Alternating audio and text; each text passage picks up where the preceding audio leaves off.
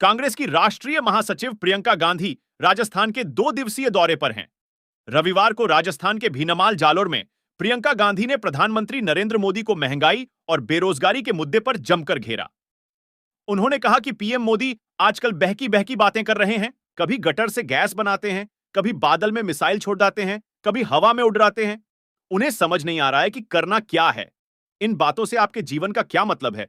जो सबसे बड़ी समस्या महंगाई और बेरोजगारी है, उस पर कोई बात नहीं करता। उन्होंने कहा कि चुनाव का समय हिसाब लेने का होता है। राजस्थान में हो सकता है आपको गहलोत सरकार से थोड़ा गिला शिकवा हो, इसलिए आपने सरकार बदल दी। हालांकि इसके बाद क्या हुआ, आपने देखा, जो स्कीमें कांग्रेस सरकार ने शुरू की थी, उसे भाजपा सरकार ने बंद कर दिया है। कांग्रेस सरकार के समय जनता को 25 लाख की मुफ्त स्वास्थ्य सुविधाएं मिल रही थीं, जिसे भाजपा सरकार ने आते ही बंद कर दिया। आज राजस्थान की भाजपा सरकार जनता के हित में काम नहीं कर रही है। अब देश का चुनाव है, इसलिए आपको सोच समझकर वोट करना होगा। आज चुनाव के वक्त देश में अजीब माहौल बन गया है। जनता के ध्यान के भटकाने वाली बातें हो रही हैं। प्रियंका गांधी ने कहा कि आज देश में बेरोजगारी और महंगाई सबसे बड़ी समस्या है। मुझे लगता है कि पीएम मोदी को कुछ हो गया है, वो समझ नहीं पा रहे हैं। इनके अधिकारी पीएम को सच्चाई बताने से डर रहे हैं। ऐसा लगता है कि पीएम मोदी देश की जनता से कट चुके हैं।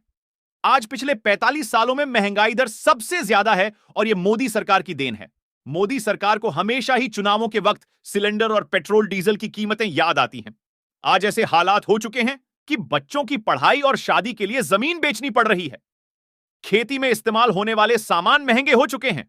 किसान आंदोलन पर प्रियंका गांधी ने कहा कि कड़ाके की ठंड में किसान सड़कों पर बैठ रहे, लेकिन पीएम मोदी ने सुनवाई नहीं की।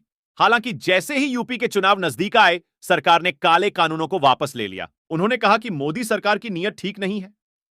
इनकी नीतियां बड़े बड़े अरबपतियों के लिए है। कुछ दिन पहले देश में एक अरबपति के यहां शादी हुई, लेकिन आपने कभी सोचा है कि इतना पैसा कहां से आ रहा है?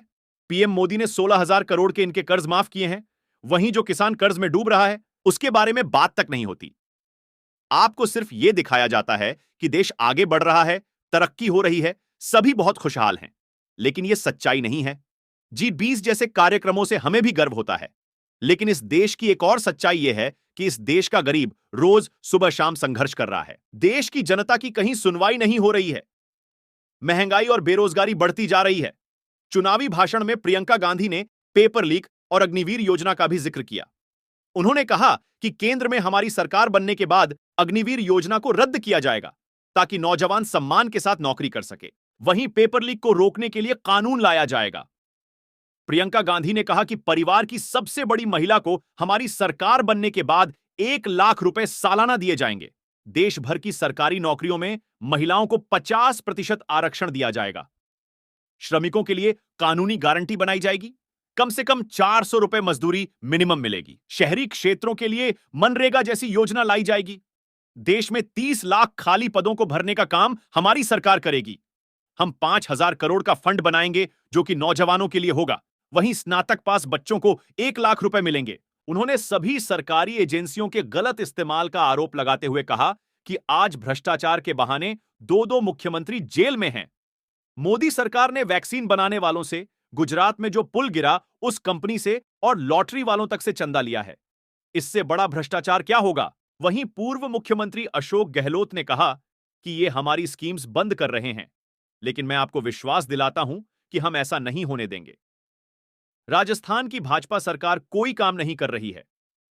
कांग्रेस के प्रदेश अध्यक्ष गोविंद सिंह डोटासरा ने कहा कि मोदी सरकार को 3650 दिन दे दिए, लेकिन एक भी काम इन्होंने ढंग से नहीं किए हैं। आपको बता दें कि जालोर सिरोही से कांग्रेस ने अशोक गहलोत के बेटे वैभव गहलोत को उम्मीदवार बनाया है। वहीं भाजपा ने लुंबाराम चौधरी को चुनावी मैदान में उतारा है।